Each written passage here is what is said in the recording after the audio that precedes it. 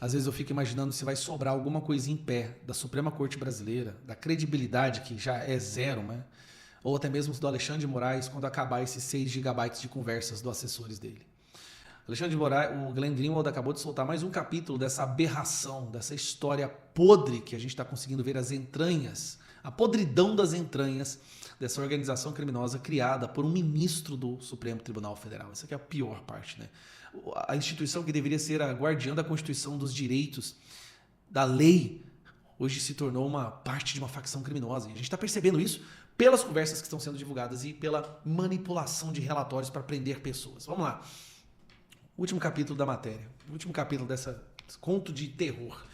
Processo sigiloso revela erros e contradições de Moraes em uso do órgão do STF. Se a Folha de São Paulo não tivesse medo de ser censurada amanhã, ou até uma canetada do Moraes fechar as portas, a manchete seria assim, ó.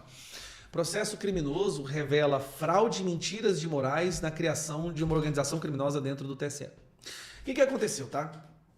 Tem um processo de sigilo, sempre os processos em sigilo, né?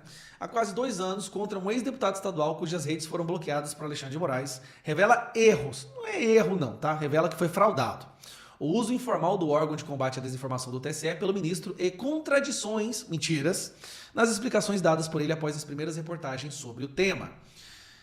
O caso mostra ainda um pedido de apuração feito por Moraes no meio de seu gabinete e foi registrado oficialmente como denúncia anônima. Então, para explicar, Moraes determinou que fosse feita um relatório, tá? Uma decisão. E ele pediu para que colocasse, não o nome dele, não, fala que foi denúncia anônima. Fala que foi alguém ali, ó, preocupado com a democracia, com o Estado Democrático de Direito. Pega mal se o mundo vê que é eu que estou mandando censurar essas pessoas, porque eu não gosto do que elas estão falando. E o que essa pessoa publicou que ela merecia ser censurada durante 6 meses sem acesso à sua conta, tá? Vou te explicar.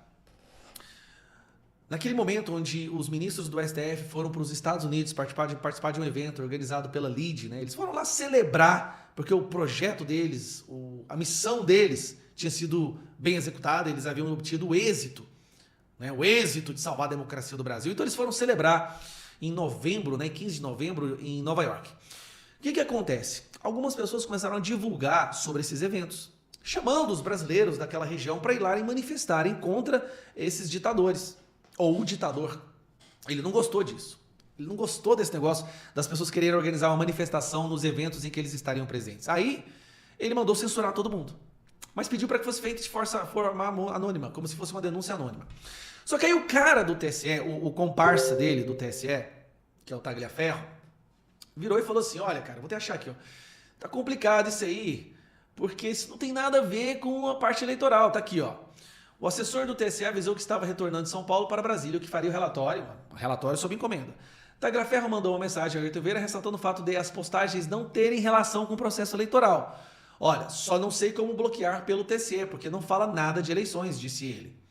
No mesmo minuto, o instrutor respondeu sem tratar da dúvida, ignorando o crime, mas perguntando se os autores das postagens tinham sido identificados. Tagliaferro disse ter conseguido identificar apenas um candidato do Paraná. Entendi. Pode enviar para mim um relatório simples, inclusive dizendo não ter como identificar os outros 2. Bloqueio do STF, bloqueio pelo STF. Ou seja, já que você não consegue fazer porque não tem nada a ver com a sua alçada, manda para mim que eu vou fazer com a minha. Cara, isso aqui, sem brincadeira, isso aqui é uma máfia. O que eles criaram ali é uma máfia de dar inveja às italianas. Só que, quando ele mandou o relatório, ele mandou o cara que ele identificou, que era um deputado estadual, Homero, tá o nome dele aqui, ó. Homero Marchese. Só que o Homero Marchese tinha publicado, olha que absurdo, uma coisa pública, que era o local do evento da LIDE. Só que a própria LIDE divulgou esse local. Era um cartaz azul, que tinha lá o horário, o local, tinha os nomes de quem iriam participar, foi publicado nos canais oficiais da LIDE, ou seja, era uma informação pública, um dado público. O Homero foi lá e publicou nas redes dele algo que já era público, ele só deu mais alcance. Meu amigo, derrubaram as redes do cara, fingindo que era uma denúncia anônima, o cara ficou 6 meses sem ter acesso às suas redes sociais. No momento do pedido do relatório, no entanto, Vargas estava envolta. Aqui tem o relatório. De ordem do Dr. Marco Antônio Martins Vargas, juiz auxiliar desse tribunal, foi solicitado a essa assessoria especial de desinformação análise de 3 publicações recebidas de forma anônima. Peraí, não foi de forma anônima, foi encomendado pelo próprio Alexandre de Moraes. Tais publicações se referem a manifestações programadas para o dia 14 de novembro na cidade de Nova York, Estados Unidos, cujo foco são os ministros do Supremo Tribunal Federal. O objeto dessa análise é identificar os autores das referidas publicações e apresentar abaixo. Bom, eles vão lá e tentam identificar as pessoas e derrubam um deles, inclusive, só que era público essa matéria. Cara, aqui ó, tá aqui ó, a matéria era pública. Essa localização desse evento aqui, ó, Xandão e sua quadrilha em Nova York. Não era esse o cartaz que era público, não, era um outro, mas era informação pública. E aí, onde é que tá a mentira? Que é outra parte que pegou. Todas as defesas que o Moraes tem feito junto com o Gilmar Mendes é que eles falam que todas as decisões eram embasadas e eram sempre contra pessoas já investigadas pelo inquérito das fake news. E eles batem nessa tecla o tempo inteiro. São decisões feitas contra pessoas já investigadas do inquérito das fake news. O problema é que esse cara não estava no inquérito das fake news. Aqui, ó, Moraes fala o seguinte: diz que todos os agravos regimentais, recursos apresentados pelo papapá foram levados por ele acompanhado pelo PGR, todos os documentos oficiais. Aqui ele mente descaradamente. Olha, todos os documentos oficiais juntados a investigações correndo pela Polícia Federal. Mentira, a Polícia Federal não estava envolvida nisso daí. Todos já eram investigados previamente nos inquéritos já citados. Essas pessoas que ele estava mandando censurar não tinha nenhuma investigação contra elas. Com a Procuradoria acompanhando e todos, repito, todos os agravos regimentais, todos os recursos contra as minhas decisões, inclusive desjuntada desses relatórios, todos que foram impugnados foram mantidos pelo plenário do Tribunal. Aí o que o Moraes está fazendo aqui? Ó a defesa dele. Ele basicamente está falando o seguinte, ele está falando que todo foi mantido pelo plenário do Supremo Tribunal Federal. O que ele está falando? Eu cometi esses erros, eu realmente cometi essas ilegalidades, mas se eu cair, cai todo mundo junto, porque todos os outros também me apoiaram.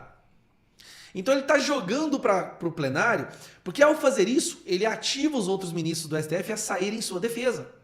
Porque se ele cometeu crimes e todos os outros colocaram o nome, assinaram embaixo, eles vão ter que defender isso também. Eles vão ter que defender até o fim da vida deles que aquilo não é um crime. Que forjar relatório não é um crime. Que fazer e-mail falso não é crime. Que sequestrar um cidadão brasileiro lá com os jagunços não é crime. Que tudo isso faz parte do regimento interno e para salvar a democracia.